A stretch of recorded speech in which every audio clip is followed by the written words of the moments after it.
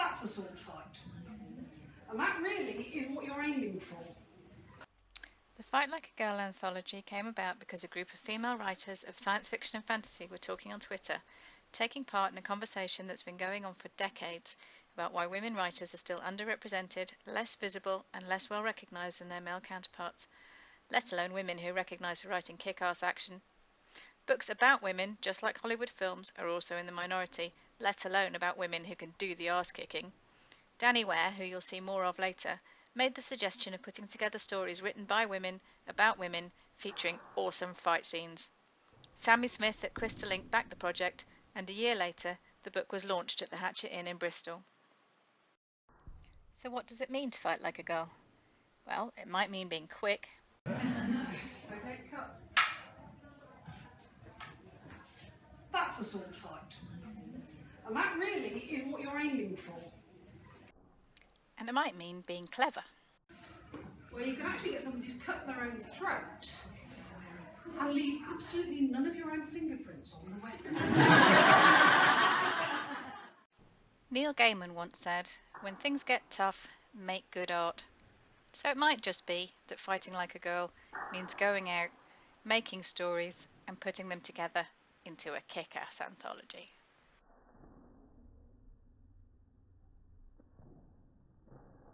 So when people say to me, yeah, oh, but women didn't fight in history, I think, you don't know much history. And when they say, but women can't really do sort of fighting against men, I think, you really don't know much about martial arts. It was a conversation on Twitter, obviously. Danny is responsible. Danny is responsible for most things around here, apparently. This isn't a book about separation, this is a book about celebration.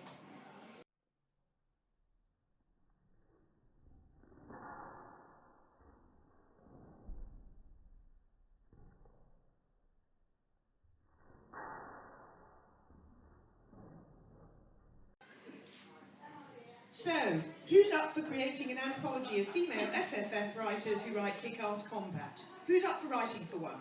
It would be fun! Exclamation mark. And here we are. And here we are proving that it was fun. Yeah, my story is about a woman cage fighting big lizards, and I do that every week. We wanted to put together a really special launch event for Fight Like a Girl. With the help of the Bristol Con Foundation, we had an afternoon of readings, a panel discussion, and demonstrations on fighting both with and without swords from some of our contributors. Here are some of the highlights from the day. You can learn a lot crawling through a tunnel. A lot about yourself, a lot about the world you live in, a lot about what collects at the bottom of a tunnel. And I've crawled through a lot of tunnels. Sometimes they'll throw a firecracker. Sometimes they'll throw a bomb. They don't really care if we're on their side or the enemy's, loyal or adverse. We remind them of what they could become. They don't care what we are now, but they can't look past what we were, where we came from and how we got here. Maybe that's why they enjoy killing us. With every war, a new weapon, a new way of fighting emerges, and this one is no different. Except this time, we've not looked to the future. We look to the past. Not to the drones or the rockets or the death from afar dealt by our forefathers, no.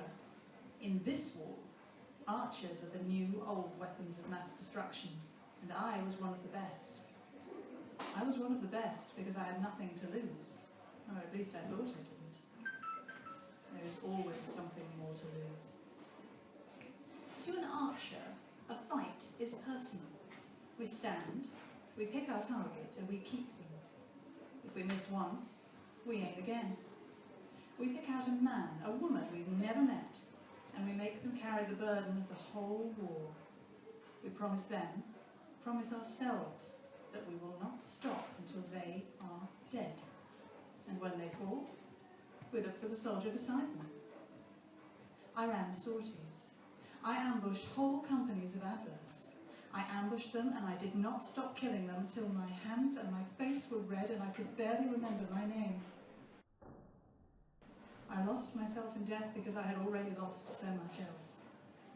My arrows found their mark, and I showed no mercy, seeing in each and every face, not adverse, but the loyals who had taken my son, my husband, my life, my world. I killed without thought and without hesitation, because I was killing my own.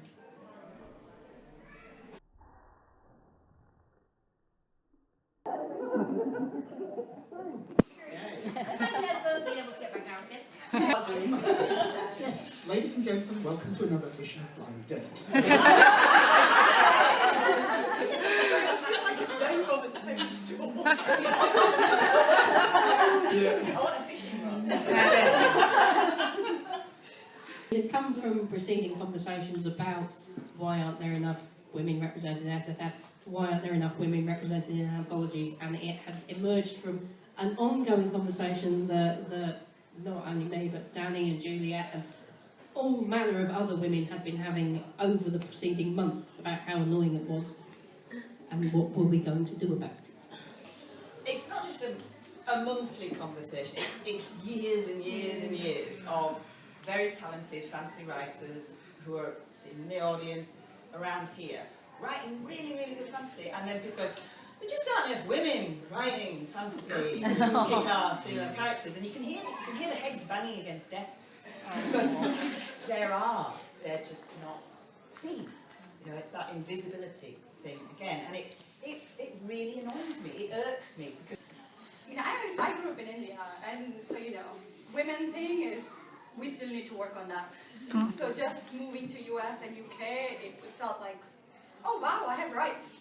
And finding it out after a few years that actually not as many rights as I thought. So I still need some work. yeah, it's about being angry at lack of visibility, but it's also just because it sounded like a lot of fun. I like writing tough fighter characters, and it was a chance to actually think a bit more about what that meant. I ended up writing something quite a lot more serious and darker than I expected, because I was thinking about combat and the effects of combat and that kind of thing.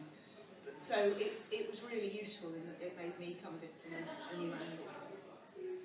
It just kills people. That's the fun bit.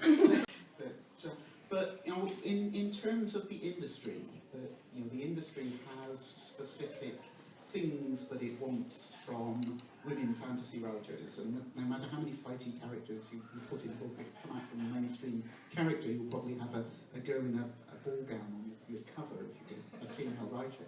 So is there an issue from that point of view in needing to get out there and do some fighting characters?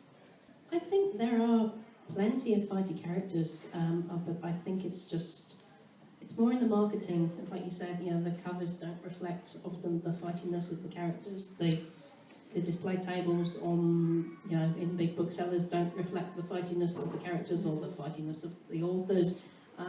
So there's a perception that women write something that is generally softer and less aggressive, less fighty. And I think sometimes the marketing can kind of tie in to reflect that, oh, you're a woman, so we'll do you a fluffy cover. So, yeah. I have some friends. I have a friend who's an out-and-out gamer-gator. I love it a bit, but, you know, we have a different opinion on many things. And he doesn't read books by women that are about war and fighting, because they're not going to be any good. You know? No offence, but they're probably not the kind of thing I want to read. I'm not into touchy-feely stuff. So, and it's kind of borne out by some of these covers that have pouty, beautiful, skinny girls on the front. And I probably wouldn't want to read that myself. I'm trying not to cringe at Gal Gadot being just a little bit thin. The girl doesn't look like she lifts weights or anything, you know, she's not my Wonder Woman. But okay, we'll get over that. So you're already fighting a big percentage of your market if you write fighty, warlike stories. I've wargamed all my life, play with swords, all this kind of thing. I know what I speak. But it doesn't matter, because if people see me as a woman, a big chunk of the audience I want to write for just isn't going to read it. And that's kind of not helped by the mainstream publishing industry. unless you write under a pseudonym. Reviews? Well, I've had some lovely reviews. I've also had one which reviewed a book which describes in quite some detail death, torture, gutting somebody on a battlefield, so on and so forth, various unpleasant circumstances, as fun and fluffy. And I thought, did you actually read the book I read at all? Or is it just because, you know, the viewpoint character is female and occasionally indulges in, shall we say, intimate embraces with various people? But this is obviously like fluffy paranormal fantasy. That one word, fluff, is become something that I think should only be associated with kittens. I think you're right about the covers, because a lot of urban fantasy that I read, where it's female characters, even if they're kick-ass and they're on the cover, there's almost always a guy with them. Even if he's not the main lead, but there's always, so the element you get is, well, is it fantasy or is it romance? And then, as soon as you imagine that it's romance, you think, oh, it's fluffy, or it must be touchy-feely, or it must be softer. So even if you have Game of Thrones, there are lots of intimate embraces, but nobody thinks of them as fluffy. And you know, same with Joanna Crombie's books. And yet, when it's written by a woman, it's a different perspective. So yeah, I think there is definitely a problem in perception. But yeah, with anybody, I don't think anybody who's met me has ever said, I'm soft and fluffy and not aggressive. In fact, I usually get the other way around. So my marketing tactic would be just basically, talk to me, you will buy my books.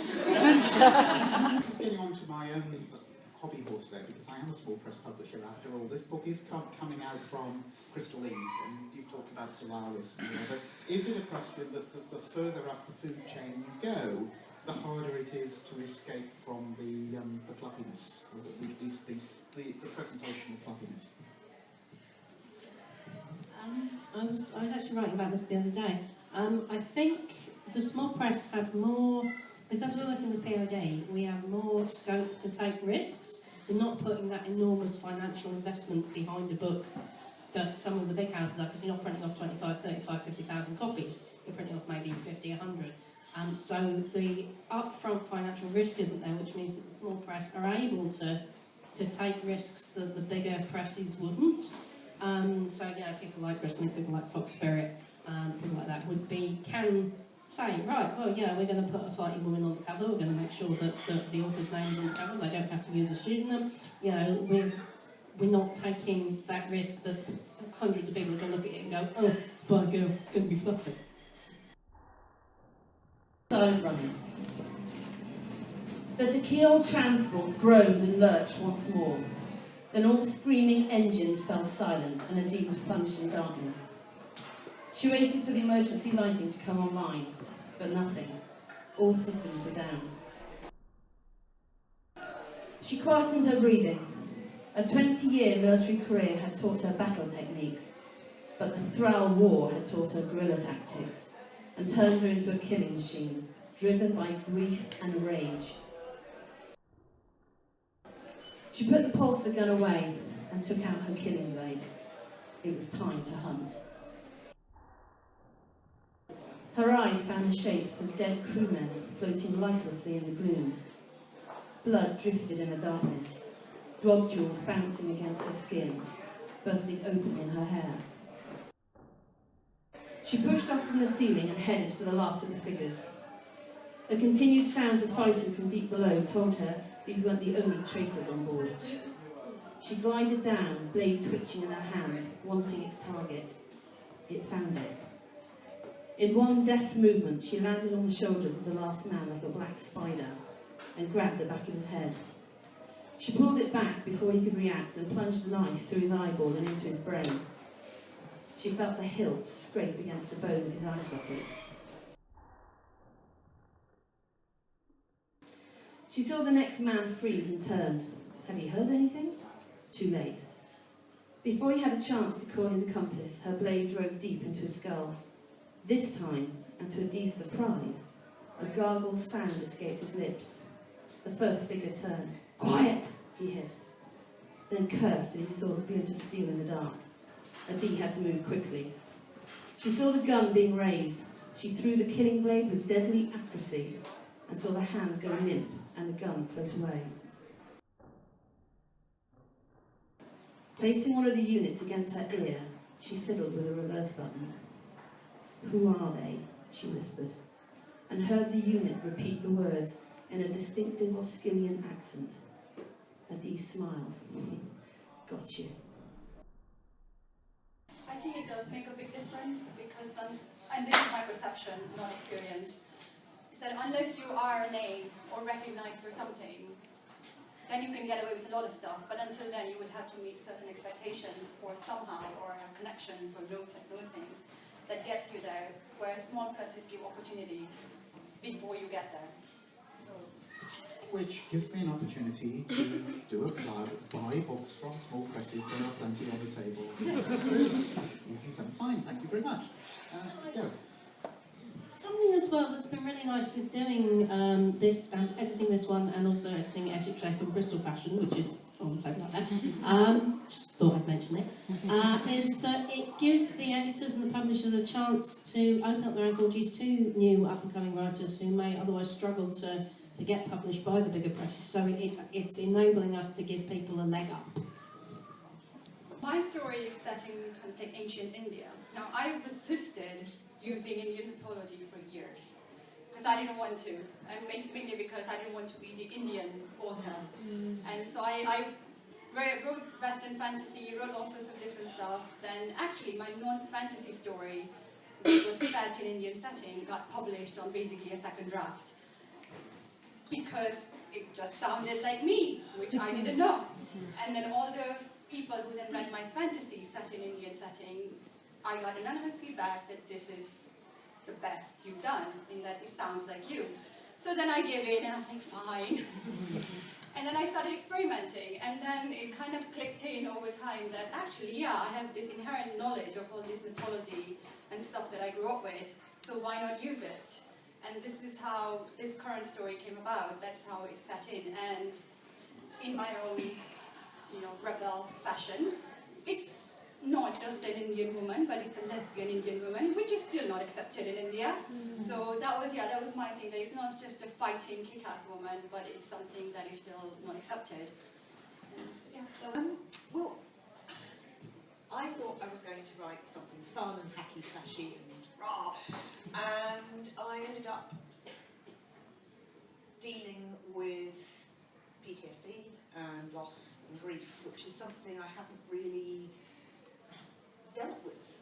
I mean, I've had characters who suffer loss, but I haven't really dealt with the after effects of a very traumatic battle. And I found that I was actually interested in doing that because I think there is a bit of a tendency in a lot of fighty fantasy. Some of the fighty fantasy I personally have read. I'm not saying this goes on in all the other fighty fantasy that I haven't. To sweep over that, to have people stride triumphantly off the battlefield and dash away perhaps a manly tear and make up a poem about, the fallen, and not actually undergo a lot of the real traumatic responses that people do. I don't know how well I did it, but I think it's good for me to try to do that, and I hope it worked. I loved it. Something else. Small publications like this give you a chance to stretch, to try things that are improving your skill, experimenting. So mine's even jollier than Gay's about this. I watched a documentary, and it was about a guy who basically went to a seaside place, I think it was Ireland, to kill himself. And he destroyed his own identity, they don't know who he is, and he drowned himself. And they think it was probably because he was dying of something, and he wanted his family to get the insurance. But this is a true story, and so they interviewed everybody in this town. And the women, some of the women said, they saw him walking on the beach, and it looked like he was walking between the shafts of light on the beach. And you know how it bounces up off of the... And I thought, yeah, and it just sort of triggered an idea about light and memory and the thoughts before a big fight, because you kind of go into a weird space, apparently. And so it was an experiment based on somebody's reflection on the past. That's kind of metamorphosed into a story about somebody just at the beginning of a fight and falling off a bridge. There you go. Yeah, my story is about a woman cage fighting big lizards, and I do that every week.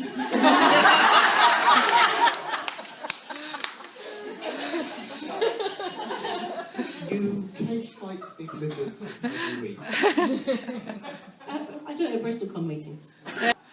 So yeah, I actually, just coming back to KT's story, I really like the way that you set that in the time before the fight was about to start, and all of the troops were just thinking about what was going to happen. That's something that you don't normally see in this sort of thing. And so, so have you actually got experience of doing that? Have you done like fighting and stuff? Well, I mean, other than pubs and stuff in my younger days. No, I do reenactment type, or used to do reenactment type thing, a little bit of messing around with swords and stuff and horses and studying medieval martial arts, because I'm a bit nerdy in that way. So, yeah. I haven't done anything this cool and I feel real shortcoming in my career. The only thing I'm currently doing is mostly shadowboxing and trying out free taekwondo classes all around the place. that's perfectly cool. Tell us about that. Well, boxing I like, and so I'm currently, like, I've done it with personal trainer and I do it mostly.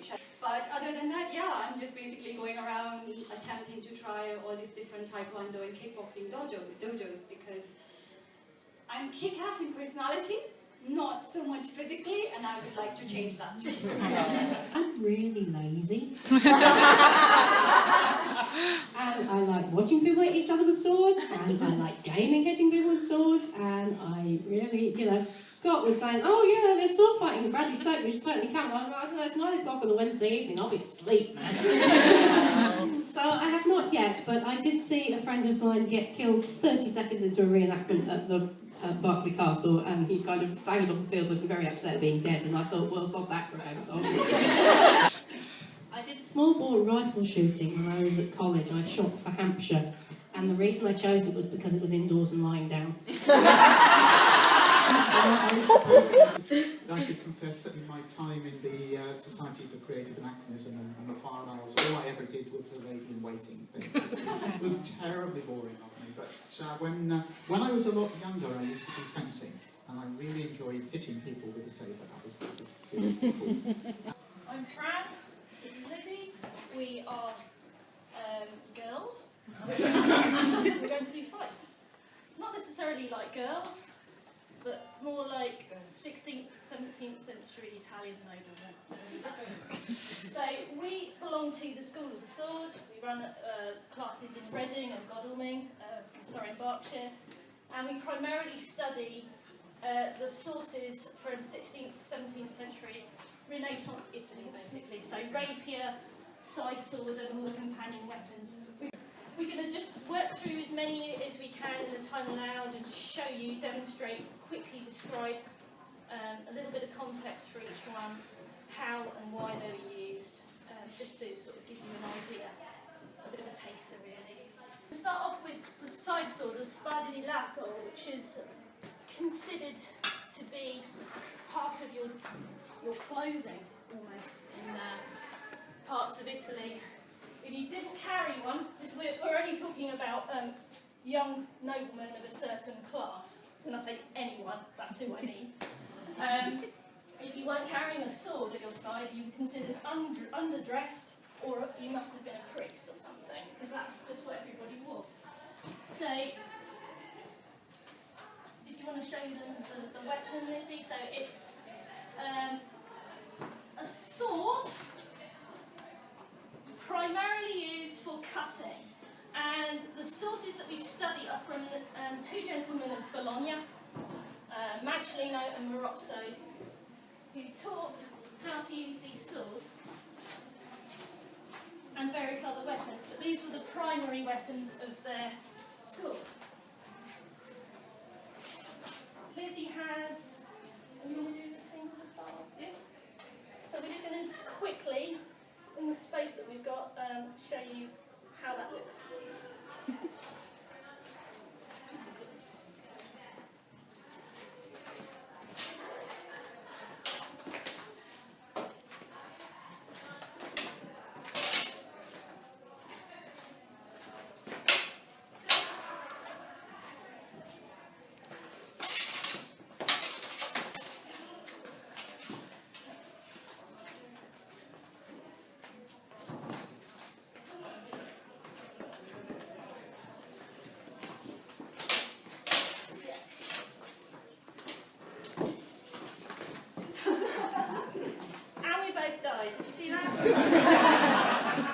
Swords are dangerous.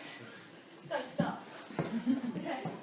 So one of the accessories that was popular and so useful that it was banned at one point is this little thing.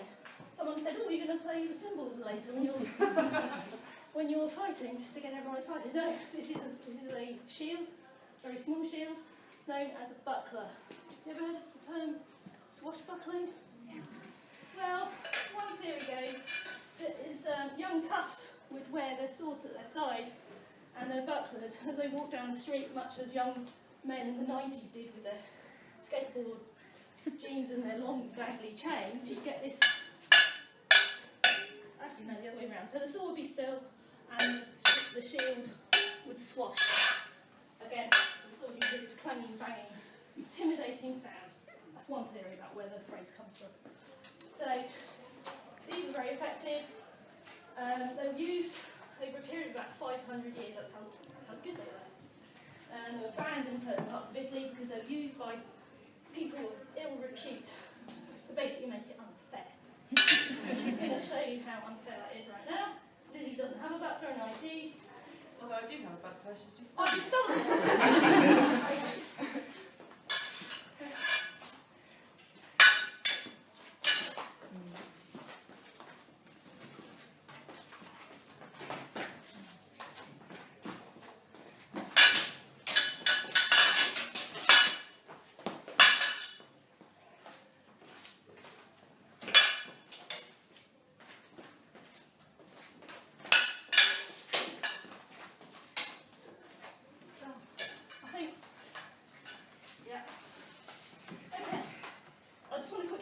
Context of fighting, why people fought. People assume that people would just get into fights and kill each other. You can't do that, just as you can't nowadays. There would be legal implications. Even duelling itself was strictly bound by legislation when it was legal. Otherwise people would go to countries where it was legal. They'd put them far in advance. They'd have long, long lists of things that you could or could not do in this particular duel. Or they would just go illegal. But even in an illegal situation, it's all about honour. It's all about defending honour, which someone described to me, honour, if you're a gamer, is the equivalent of XP. It's more important than life itself. It's more important than treasure. So that's, you know, if you want to sort of understand why honour is important, that's what it is. It's about your reputation. So people come and start fencing with us. I do have a little bit of a gripe with fantasy book covers. Because they love to show this kind of Conan the Barbarian back here thing, which is fine if it's a snapshot of somebody cutting, but ideally you do not want yourself sandwiched between you and your weapon and all this beautiful target-rich environment. I'm just going to do a little bit of rapier. So the rapier is kind of like the sword and the buckler in one. I take 2 bottles into the shower.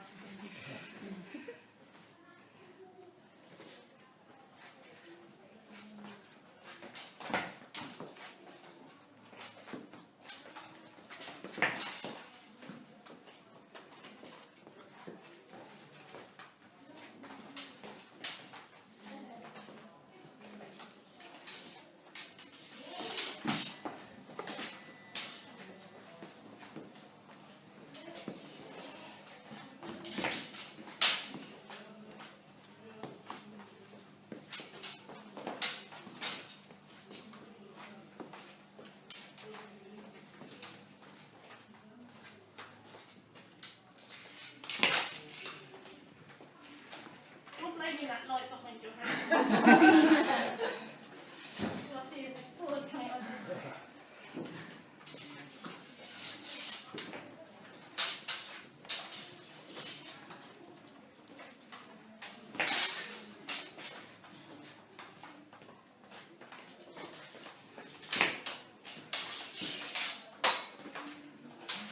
Right. Now daggers are good for stabbing people. They're also good for protecting you from swords. So that was the primary purpose of using them in combination with a sword, is to catch the other person's thrust as it comes in, buy you a little snippet of time so you can stab them back.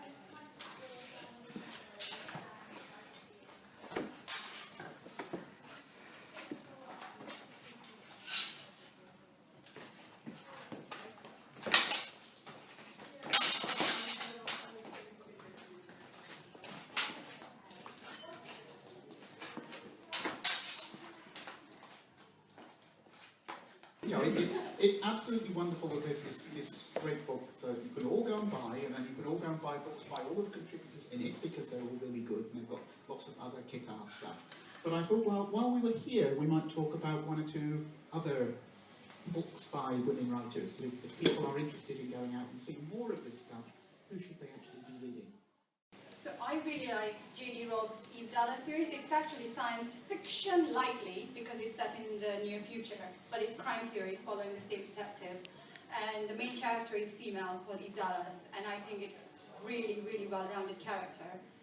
Fight scenes accuracy, sometimes good, sometimes not. But yeah, overall, that's kind of the story I read, both for relaxing and also for like really getting in the fighty mood, which is very weird. But yeah, but it's the one series where I buy all the books, and there have been like over 25 already. Books aside, I also read a fair few comics, and Gail Simone is a cracking writer of cracking female characters, so pretty much anything she's written, especially Batgirl, that's a really, really good character and characterisation by a really good female writer, and comics are really hard to write as well. So one of my absolute favourites of the last couple of years has been Jem Williams' Black Feathered Tree trilogy. That's really hard to say. Copper Promise trilogy, which is just phenomenal, and it's got fights and pirates and stabbing people, and Widrin is just one of the best female characters that I've read in a fantasy novel in the past few years, and you should totally seek it out. You probably all know about Cameron Hereby, but you know, that's in terms of modern kick-ass fighting stuff, that's certainly the best thing to look at. And Cameron used to do boxing as well, I believe. But just going a little bit further back into the past, you should all seek out and read Ash by Mary Gentle, which is absolutely brilliant. Juliet. It's not a question, it's another book recommendation. Stella Gemmell. Stella Gemmell, Juliet. The first book, The City, is extraordinarily good. And the notion of coming after David Gemmell, with the same surname, with that, you know, all of the expectations that you might have about, and now his wife is writing books, forget them. It is the book has got a very distinct voice, a very distinct take on things, some extremely good, strong female characters. And this is at the forefront of my mind because I've just bought this next one. So this then is David Gemmell's wife, Stella, who is now writing fantasy novels, which Juliet tells us are very different from her husband's books, but absolutely well worth reading. Anything else out there with a question? Pete? I really enjoyed the book. Is there going to be a second one? Pete is asking if there is going to be a Fight Like a Girl 2, which of course there is, because I haven't had a chance to write for it yet. I've kind of missed the boat. Yesterday, on social media, Joe was talking about a book called Battle Like a Bloke. It was, of course, April Fool's Day, but... Yes, because we felt that straight white men were massively underrepresented in genre and needed a special anthology of their own to make sure that they still felt okay. If there's actually going to be a Fight Like a Girl 2, we would have to ask Sammy, and it obviously depends how this one goes, so you all have to go out there and buy another copy right now. Which reminds me, actually, that occasionally straight white men can write kick-ass female characters. I mean, one of my favourites as a kid was Belit, the Queen of the Black Coast from the Conan stories, which is why I wanted to grow up to be a pirate. I still do.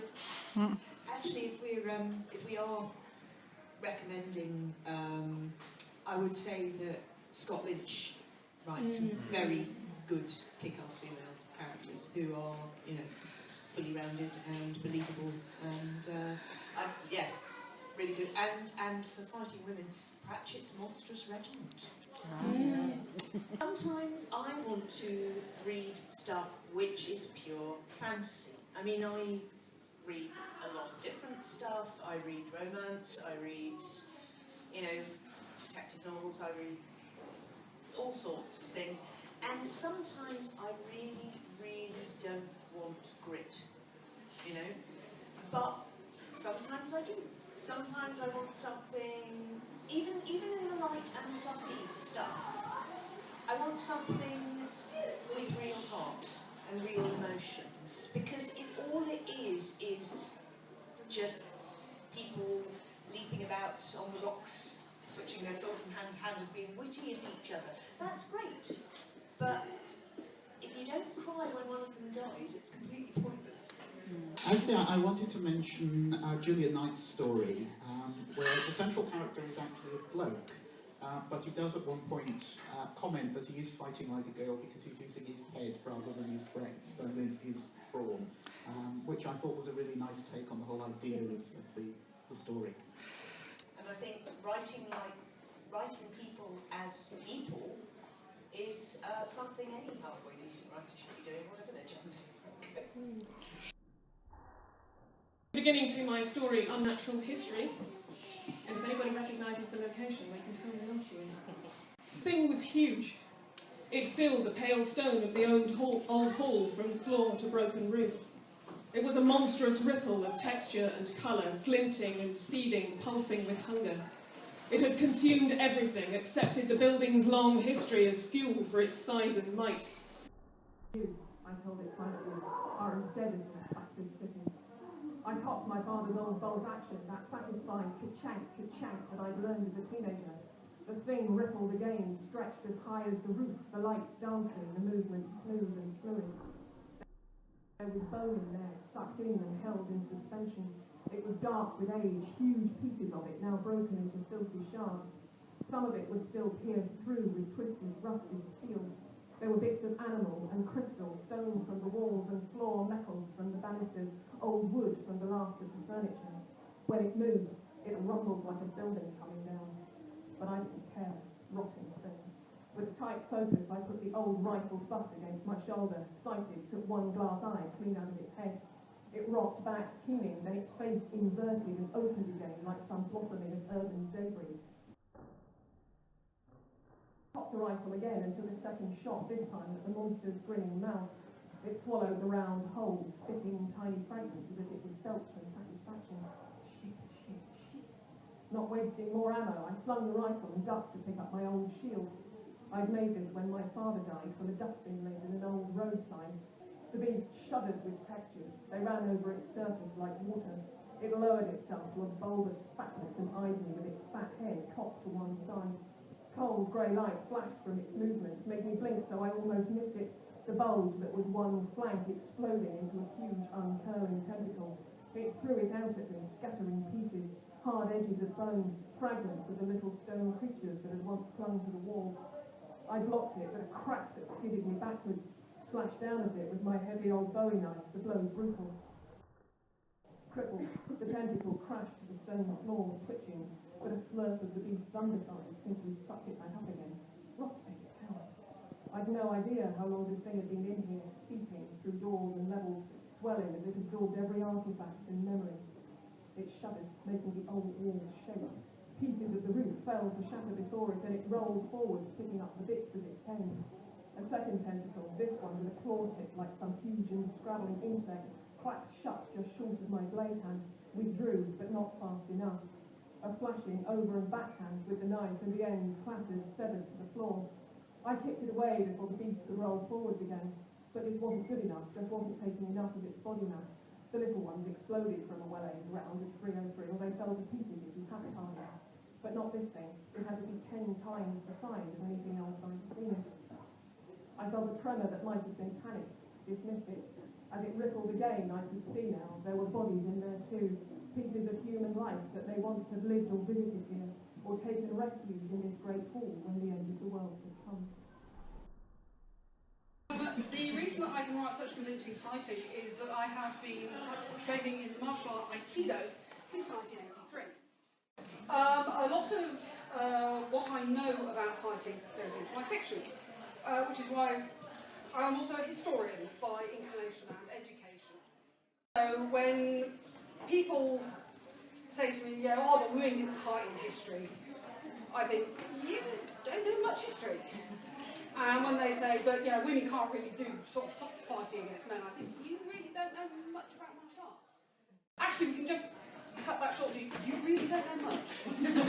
So, it is the case, though, that fighting like a girl, fighting as a woman, is different to fighting like a man. And this is something that I'm particularly interested in exploring through Aikido, because this is a martial art which doesn't meet force with force. The fundamental philosophy of Aikido is not to break your attacker, but to break your attacker's will to attack and their ability to do that. But not necessarily just by just being bigger, stronger, heavier and pummeling them into the ground. Which is why, over the years, we've trained police officers, we've trained firefighters, we've trained paramedics, and we've trained nurses. Because Aikido is a martial art which, in terms of the physical grappling side of it, is all about controlling the situation without doing damage. We do weapons work. We do Aikiken, which is working with wooden katana, and we do staff work. And we do this primarily just because it's a very good way of developing your own balance and your own core posture. And it teaches you where people's vulnerable spots are. And if you're writing for fighting like a girl, or if you find yourself needing to defend yourself fighting like a girl, knowing where people's vulnerabilities are is a very good idea. You've seen Little John and Robin Hood, right?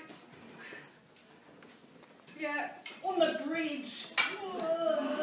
No, what you do is that. You take out the knees. If you can, you take out the throat. Okay, I'll do for a moment. You would go for vulnerable spots. A staff is an extremely good weapon for a woman on the move.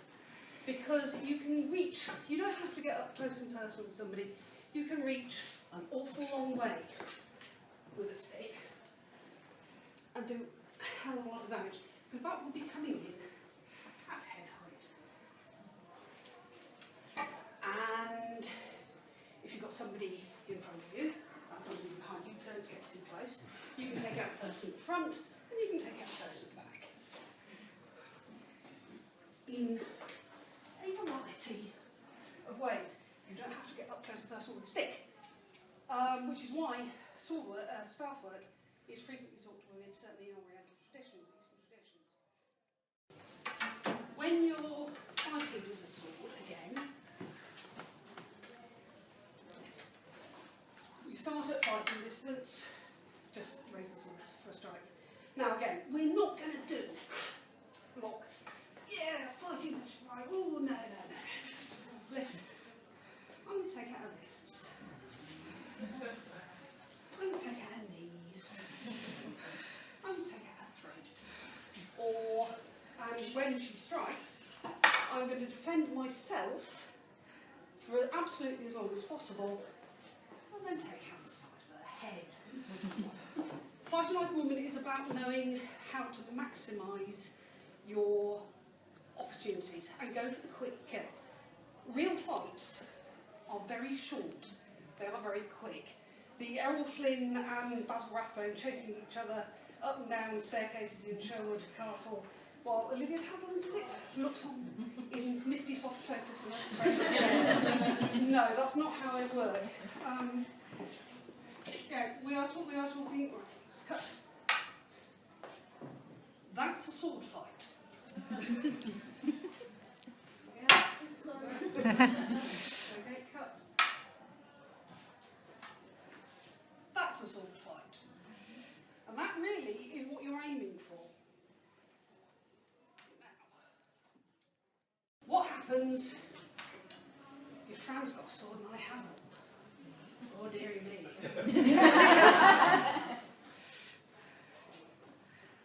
That happens. Fighting like a girl is not, don't be there when the blow arrives.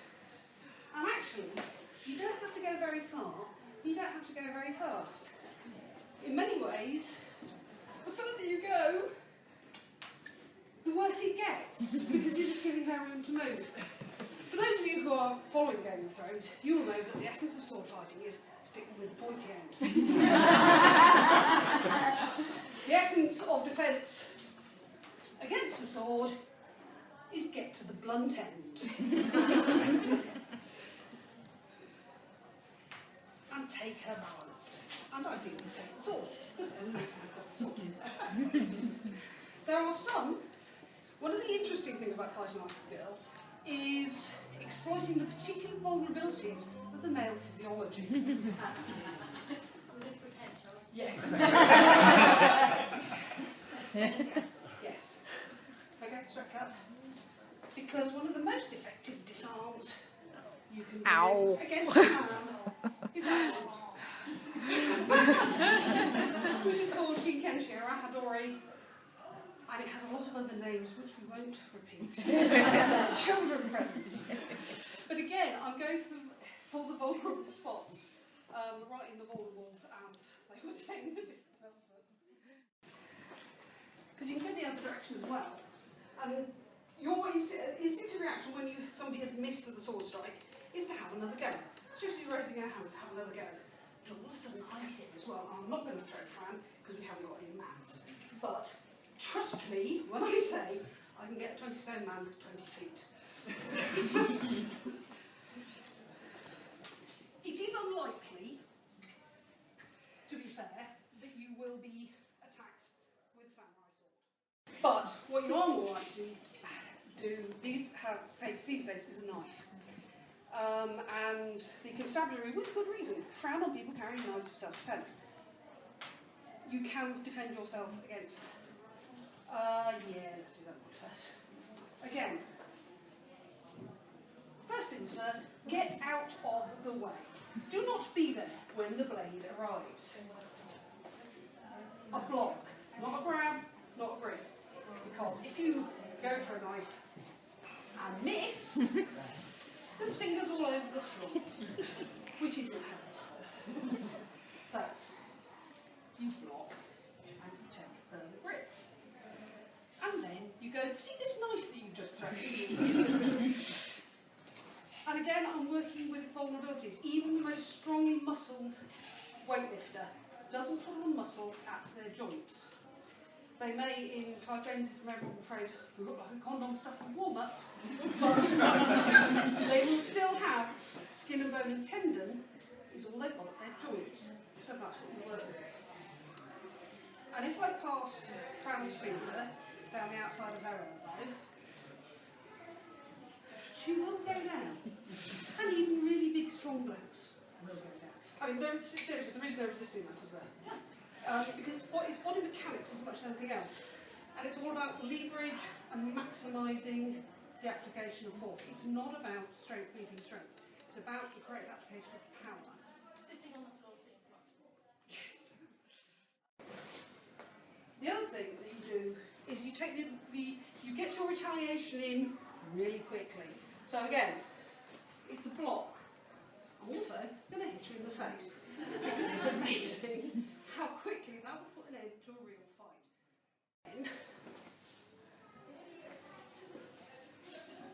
Shoulder, lower than elbow, lower than wrist, I've got maximum mechanical advantage.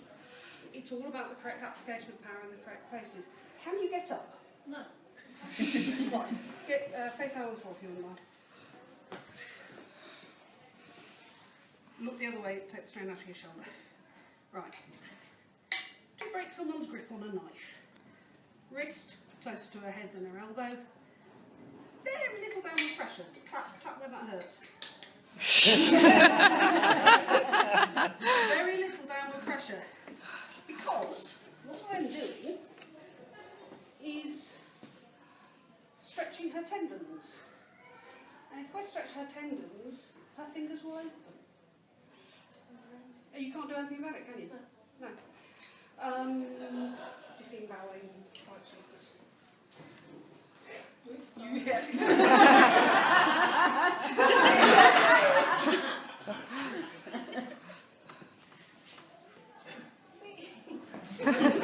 Just relax. And again, extend the wrist. And have a look, I've got the knife. Straight thrust. And this is the one where you can actually get somebody to cut their own throat and leave absolutely none of your own fingerprints on the weapon. So if you know what you're doing, fighting like a girl